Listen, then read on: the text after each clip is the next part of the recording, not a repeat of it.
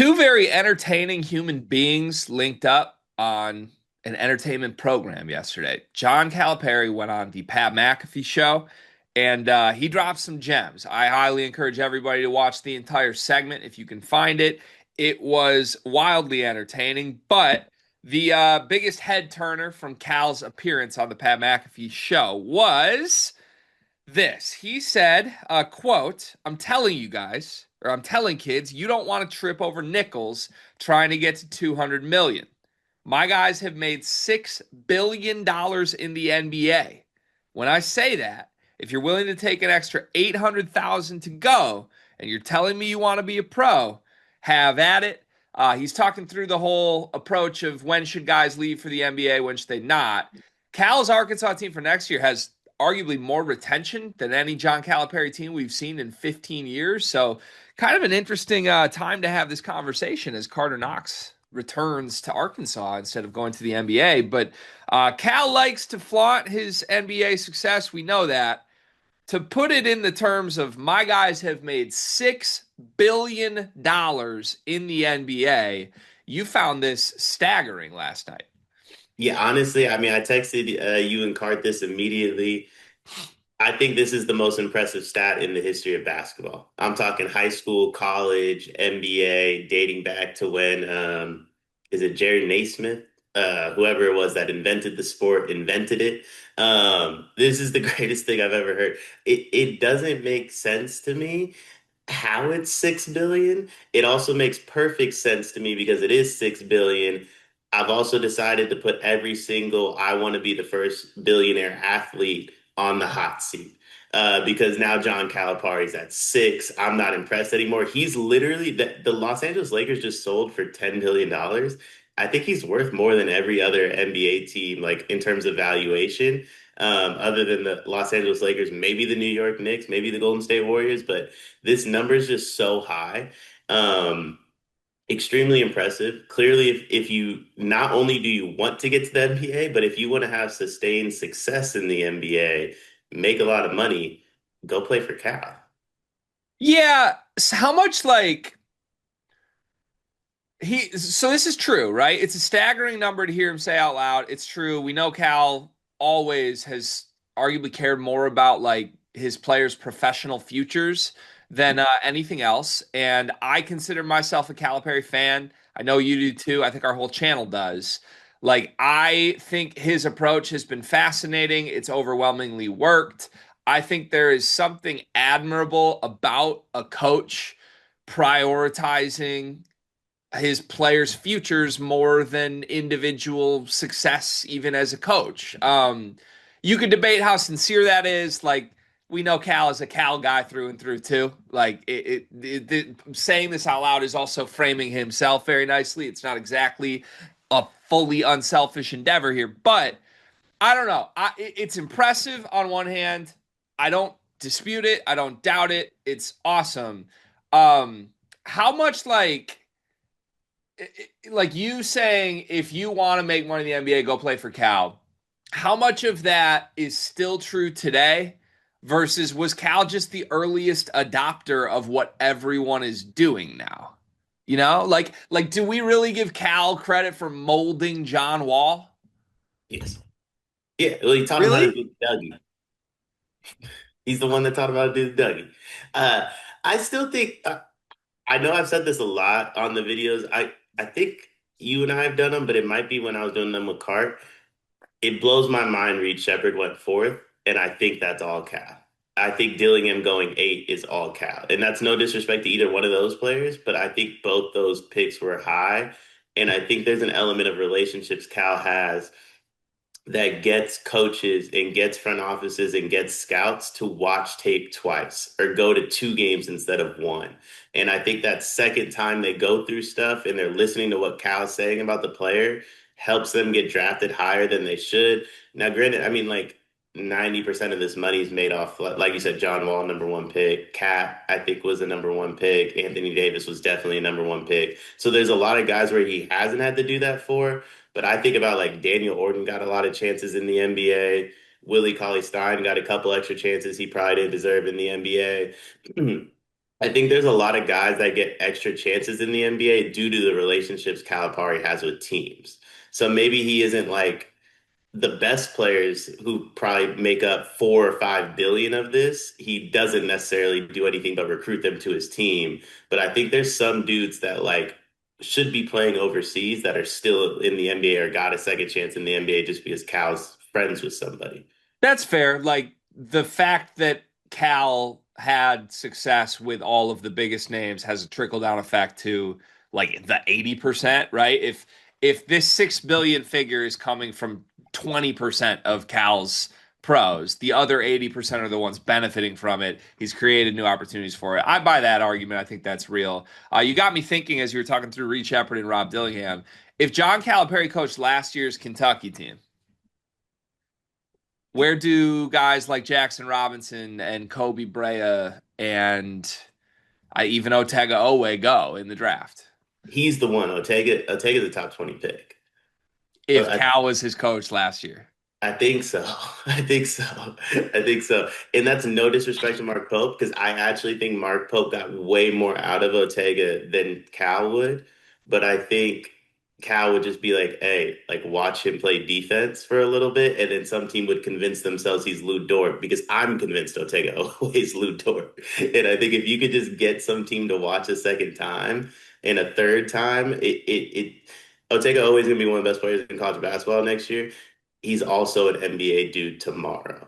And I think if you just it's not just Calipari. I honestly think like Kevin Young would probably have Ortega in the league too. This video is brought to you by NBA 2KLab.com. 2K Lab worked with us last summer as well. They're one of our favorite entities in all of sports gaming. We want to show you their college basketball stadium locator challenge game. And I'm going to share a screen right now as we do this. South Carolina, bang. Oh, Ooh, okay, that's pretty good. Next, North Carolina. Why are we only getting the Carolinas? please Bang. lock in. St. John's, that's New New York. York. Bang. Where's New Jersey? We're on fire. Colorado. I actually don't know what state Colorado is. It's in Colorado. There's a state of Is that Colorado. this one? It's to the right of Phoenix. Anyway, you get the picture. This game's really fun. They've got more games as well, like Guess the NBA Player, Mystery Fantasy Draft, and more. Stay tuned for all of the college football content and games that they'll be putting together to help you get the best experience out of college football 26. Back to the video. See, this complicated conversation, though, because it isn't meant as a dig at Mark Pope, even if it kind of feels like one. Kentucky fans, put yourself in their shoes. I'll speak for all of them right now. Who gives a flying F word? I don't care. I don't want Otega Owe in the NBA right now. I want him in a Kentucky jersey. So Mark Pope's doing what Kentucky fans would even want, but I do think you might be right. I think maybe relationships with NBA front offices is the biggest part of what Cal has brought to the table as a college head coach.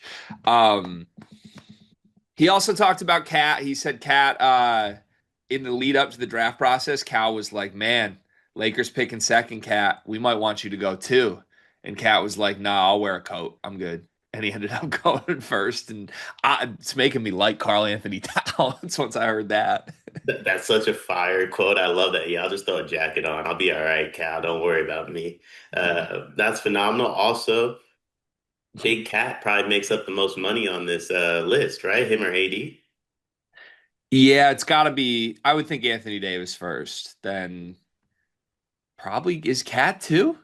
I think Cat's too. And honestly, because he came into the league later, Cat has one more deal on him that's going to be worth like 3 or 400 million dollars. He's going to Yeah. pass AD probably. Yeah, that's fascinating. And like Derrick Rose injuries kind of crushed him, but he made a lot of money. John Wall, obviously a shorter career than it could have been. What's interesting, I don't think Derrick Rose actually makes that much money on this list. You don't think so? I think D Rose, if I had to guess, someone in the comments can fact check me on this. I think Derrick Rose made less than 200 million in his NBA career. I would buy that, I think, without actually looking it up. Last question for me on this. So this clip was going viral in a lot of different ways. A lot of people just being like, I love Cal, haha, Cal, so funny.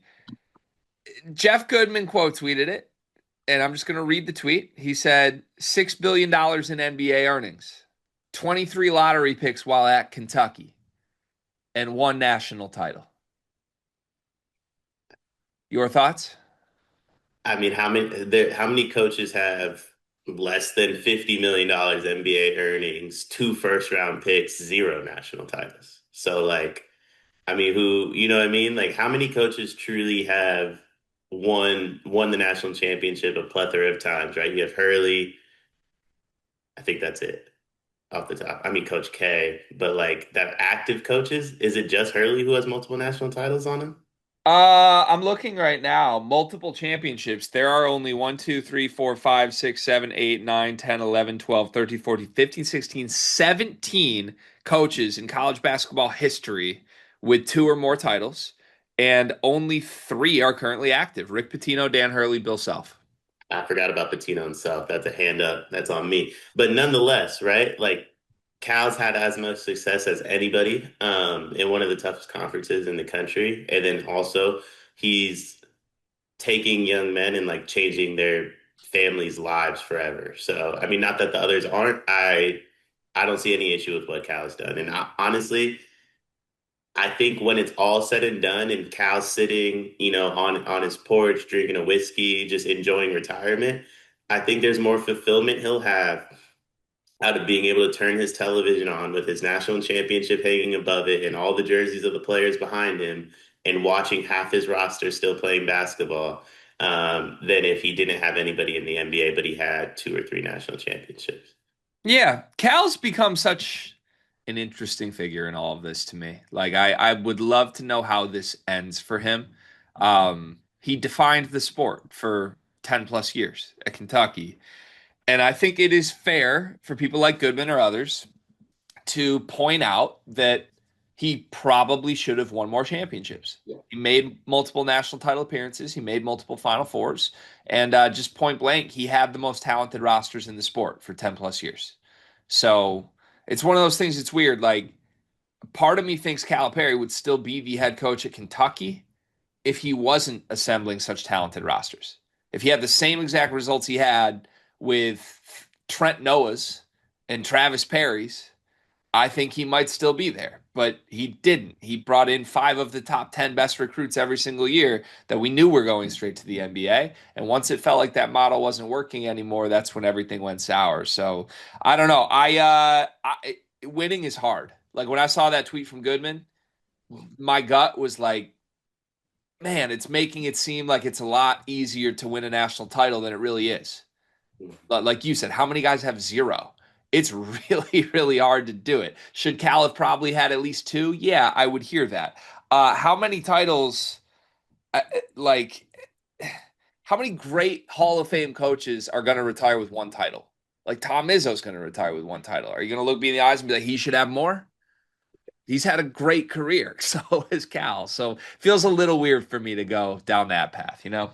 I also think too, and I mean, college basketball fans can get upset like that. I'm saying is, I think college coaching has gotten so much better in the last 4 years. I think when Cal was at his peak of being a college basketball coach, I think there was more that went into the development of like young men, getting them ready for the next level. I think like ATOs have gotten way better. Defensive coverages have gotten way. I mean, Jim Boeheim ran the same exact defense for 40 minutes every single game, like 4 years, right? Like I think there's there's so much like schematically that college basketball coaches do now that they weren't necessarily doing when Calipari was coming up. That like if you told me Calipari should win more and isn't the greatest X's and O's coach, I would agree. But it's in my head, it's also like LeBron James is 10 times more athletic than somebody that played in a previous era, right? Like, I just think the previous era of college basketball coaches, X's and O's wise, analytically, aren't as good as this era of college basketball coaches are analytically. Yeah, I agree with that.